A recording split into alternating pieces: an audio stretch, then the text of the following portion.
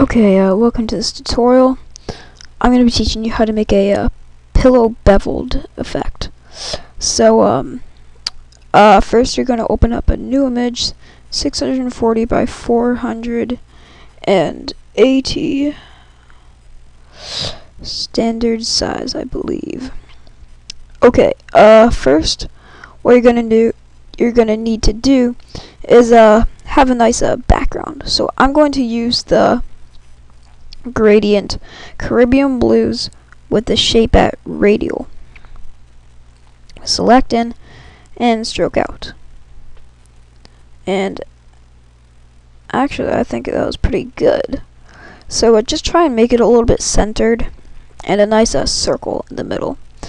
Okay, next what you're gonna do is write your text. So I'm just gonna write Gimp and use a different font. I use a new one that I downloaded. It's called Zenda. And let's just do Zenda, not embossed. And let's raise how big that is, and to center it you just press that, which centers it. That way there's no cut off edges. And let's make this white, and we can still make this quite a bit bigger because it can be bigger. Okay, so first you're gonna need to download something.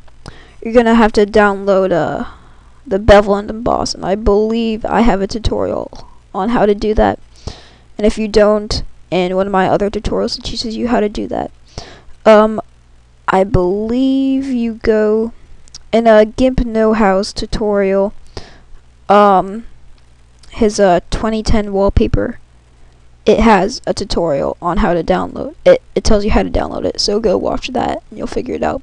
So go script view, layer effects, and bevel and emboss, and it has to be on the text layer. And again, you have to go to his tutorial and go pillow emboss, and all these other stuff are default is fine, and then just click OK.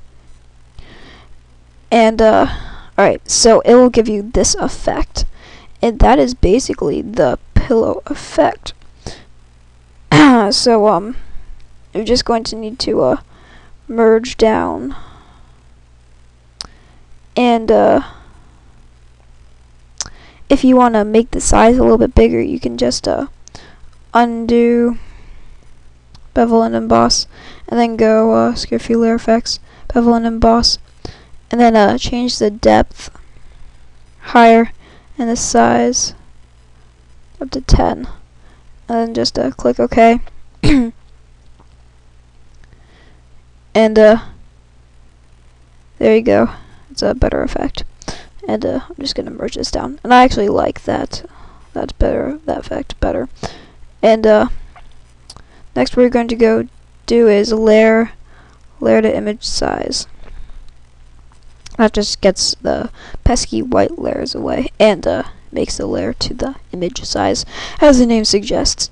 Okay, so now that you can see, it kind of looks like it's in the picture, but I don't want that. I want a shadow. So I'm going to teach you how to make a drop shadow without using drop shadow, because sometimes it messes up the background and it makes the image smaller than normal, and you need a background. Anyway, I don't like script view. Okay, so you duplicate the layer, the text layer, and you alpha to selection it, and on the bottom layer you fill it in with black. And on the fill bucket tool, it has to be on fill whole selection, and just fill it in with black, and select none, and go filters, blur, Gaussian blur, and 20, blur by about a 9, and let's see how that looks. And let's do that again, and go filters, blur, Gaussian blur. Let's blur it by about 20, and then click OK. And that just gives a effect of depth to it. And we can merge this down. And it has the kind of Caribbean steel look, so let's give it a highlight. So alpha to selection it, and on your ellipse select tool, go on intersect with the current selection, and select like this, so that you select the half and about bit half bigger. And on your gradient, you're gonna choose FG to transparent, and you're gonna make your foreground white, and just stroke down.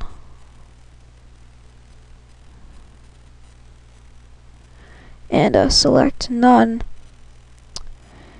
And oh shoot, that's why it's on radial. You have to put it on linear. Always remember that. Usually that'll mess you up. And select none. And there you have your look on it.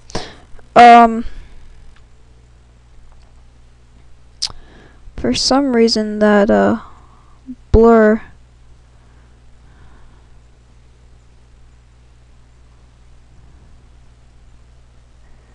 okay, so it's on linear. Okay, now select none. There you go. Okay, so there is your effect. You can add a black background, add a black border around it by duplicating the layer, alpha to selectioning it. Select grow by 1 pixel and select on the background layer, and just fill it in with black, and click select none, and it just adds a black outline to it for you there. Okay, and merge that down. And so thank you for watching.